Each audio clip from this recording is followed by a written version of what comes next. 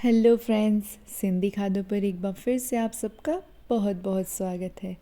आज की ये टमाटर पुलाव की रेसिपी जो मैं आपके लिए लेके आई हूँ ना, ये अपने आप में ही एक बहुत ही डिलीशियस वन पॉट मील है।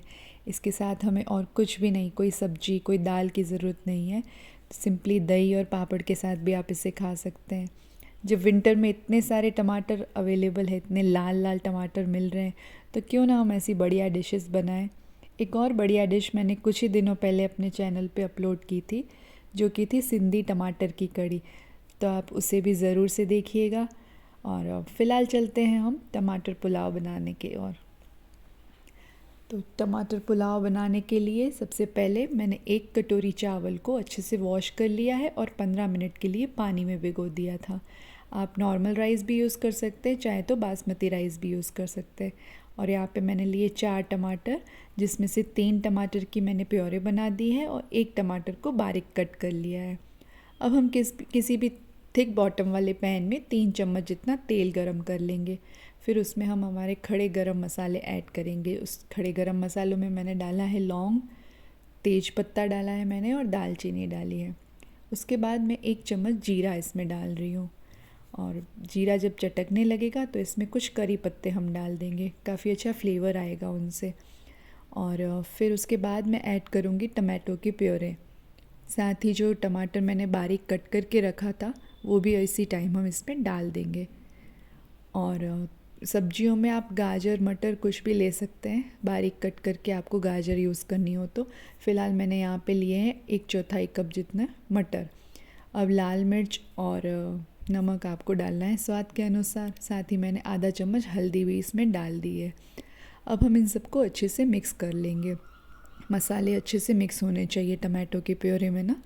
और फिर इसे कुछ देर के लिए ढक देंगे, 1 उबाल आने के लिए। अब कुछ देर बाद चेक कर लेते हैं। मसाले में एक अच्छा सा उबाल आ चुका है, तो अब हम इसमें 2 ग्लास पानी डालेंगे। मैंने यहाँ पे 1 कप चावल लिए थे तो 2 ग्लास पानी डाल रही हूँ। आप अपने चावल जिस तरह से बनाते हैं उसमें रेगुलरली जितना पानी यूज़ करते हैं आप उतना पानी ऐड कीजिएगा। अब 2 ग्लास पानी डाल के मैं इसे ढक दूँगी ताकि पानी में अच्छा सा उबाल आ जाए। पानी में उबाल आ चुका है, तो अब हम इसे चावल जिस पानी में भिगोए थे उस पानी में से निकाल के इसमें ऐड कर लेंगे हम सारे चावल। वॉश तो हमने पहले ही कर लिए थे, वॉश करके ही सोक किया था। तो अब हम इसमें चावल ऐड कर रहे हैं। चावल ऐड करने के बाद अच्छे से एक बार मिला लीजिएगा ताकि मसाले अच्छे से मिक्स हो जाएं पानी में।